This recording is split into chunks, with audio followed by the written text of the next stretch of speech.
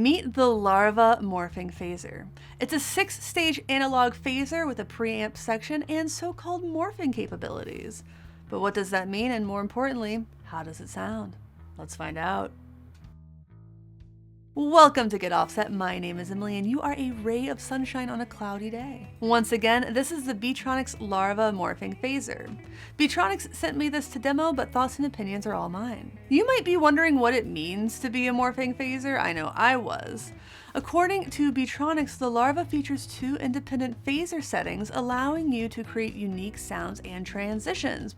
Sounds kind of like morphing to me. Looking at the top here, we have 2 rate and 2 depth controls. Those are your different phasers. I'm going to start with the one on the left. You know I'm using that one because the LED is on that side. But first, I'm using the Benson Chimera plugin from Mixwave as my amp, and this is a parts caster that I built.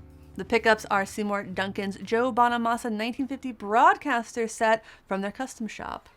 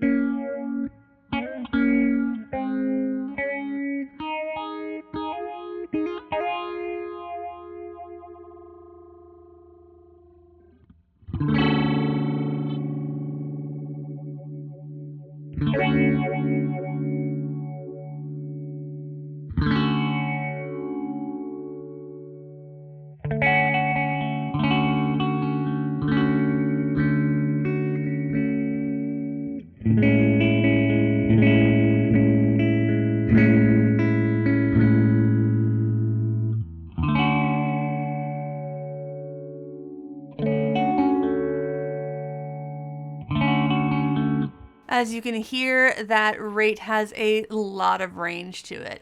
It gets that really, really bubbly fast, like almost choppy.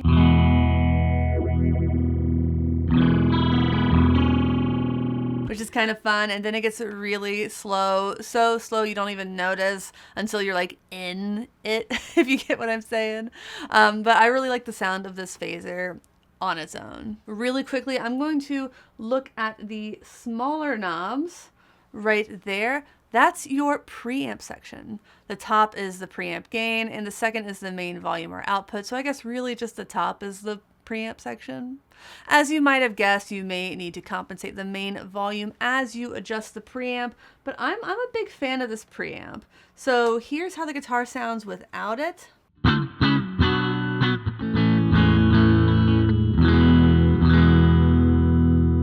By the way, the preamp is located before the phaser effect, and it affects both the wet and dry signals. The bypass LED doubles as a meter, which is why you see it going from green to orange to red.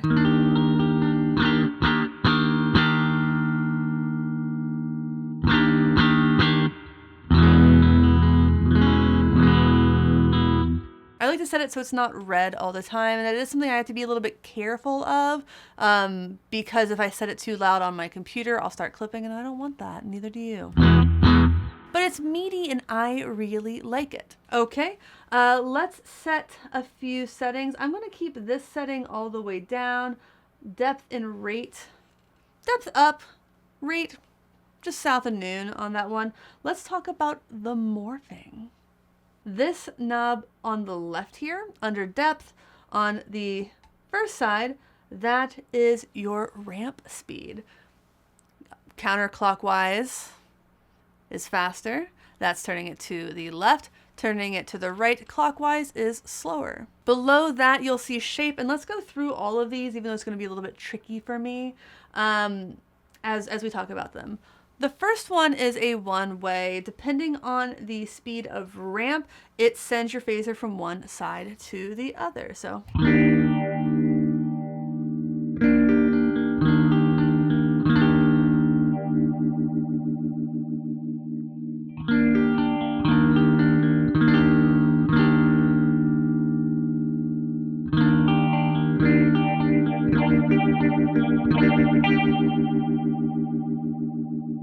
So I was using that to ramp out of and back into a phaser, sitting at one side, waiting for a while, sending it back. The next one, the middle one, depending on the speed there, and I'm going to make this a little bit faster, it will send it from A to B while you're holding down. So you don't even have to go all the way to B, but then when you release it, you go back to A, or just wherever you started.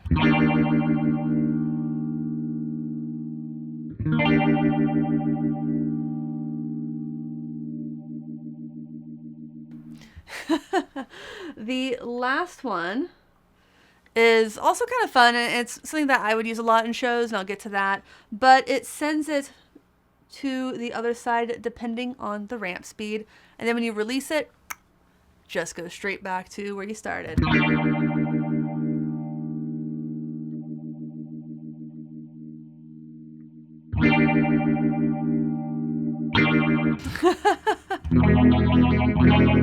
Obviously, ramping is done by holding down the left foot switch. I'm sorry, I forgot to mention that. Demos like this are honestly a little bit hard when I have to use my hands to use an expression foot switch. Obviously, it's a lot easier with feet. I don't have a third hand, but I've tried my best, and I hope that gave you a little bit of an understanding of how these work. I think the easiest one to use with my hands is the going one way, staying, and then sending it back, because I don't have to hold it down the whole time. So let's get a vibe of going between two different phaser settings. I'll set one really fast with light, slightly lower depth, and the other one's going to be a little bit slower with slightly more depth.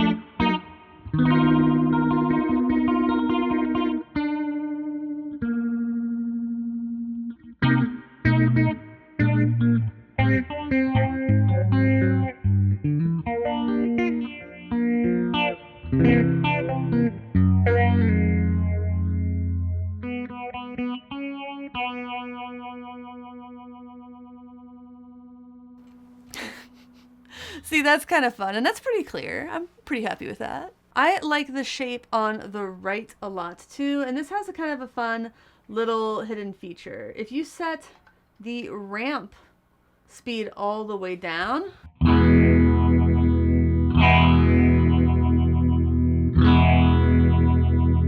you very quickly go from one side to the other and then back, and I'm guessing that would work over here as well.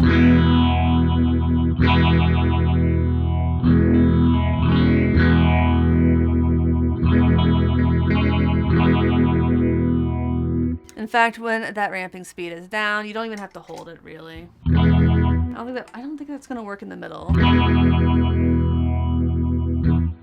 In a way it does, but it's kind of similar to the other one. That is honestly super sick. I find all of these shapes really, really usable in different situations. I also find it genuinely really inspiring.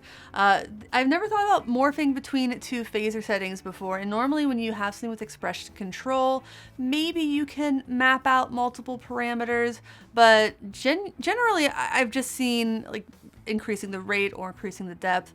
So to be able to have two completely separate rates and depths. I think it's really, really neat and inventive. If you're enjoying this video, please consider liking, commenting, and even subscribing. You can drop me a tip via the Say Thanks button below if you feel so inclined, never any pressure. Or if you're looking to pick up any gear at all, please take a look at my affiliate links. I'm especially fond of the Sweetwater affiliate program. When you buy things via those links, I get a small portion of the sale shared with me.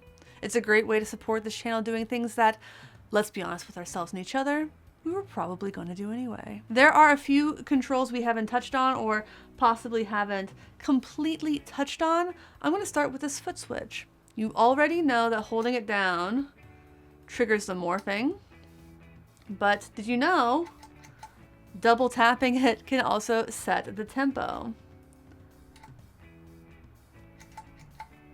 So that's really great if you're the kind of person who likes to sync the modulation to a tempo. I'm not particularly, but if that's you, this is a great way to do that. We also have, opposite of ramp, resonance.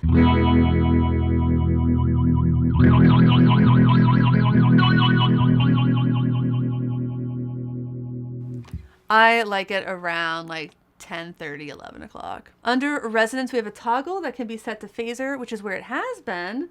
You can also set it to just be the preamp.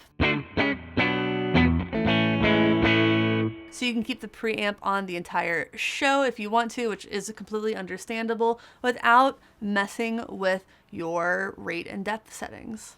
There's also a vibrato, which is pretty neat.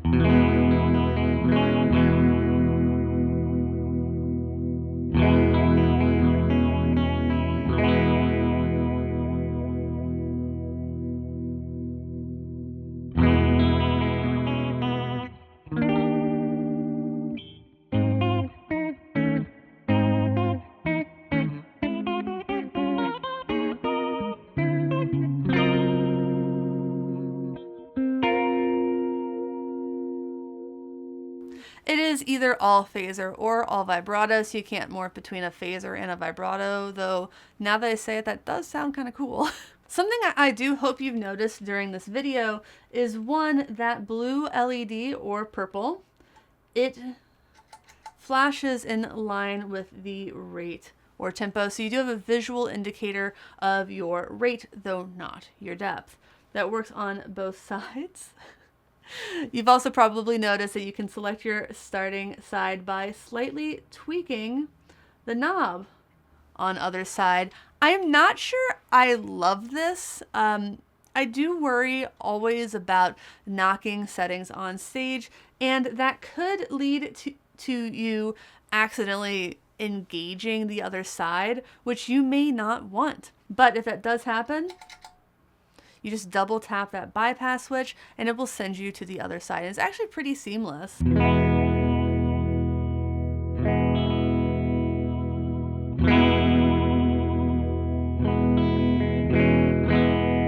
I found that every once in a while I'll hit it too fast or too something and it will turn the pedal off. But obviously I am not able to replicate that right now.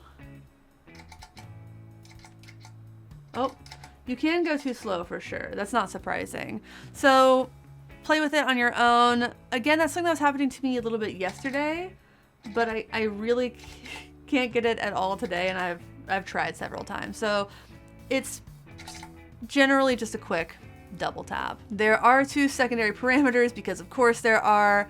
I'm not going to actually show them to you because I don't want to use them, but I'll tell you what they are. The first is setting rate 2 to be a subdivision of rate 1. So if you use tap tempo and really like that subdivision sound, you'll love this.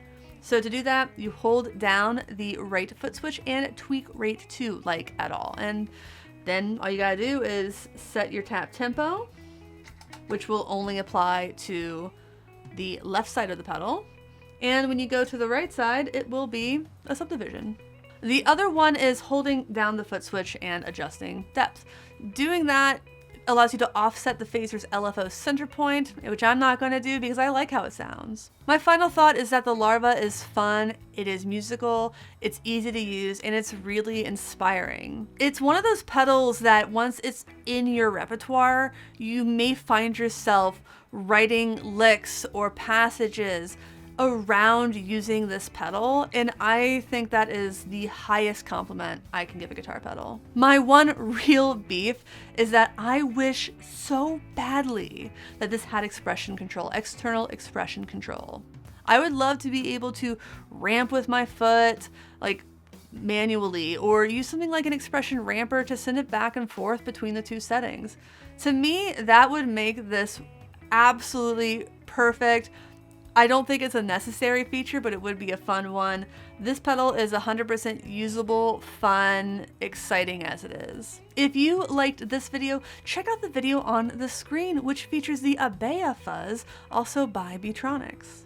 Again, please like, comment, and subscribe to show your support. Regardless, thanks for watching, thanks for understanding. Until next time, my name is Emily. Goodbye.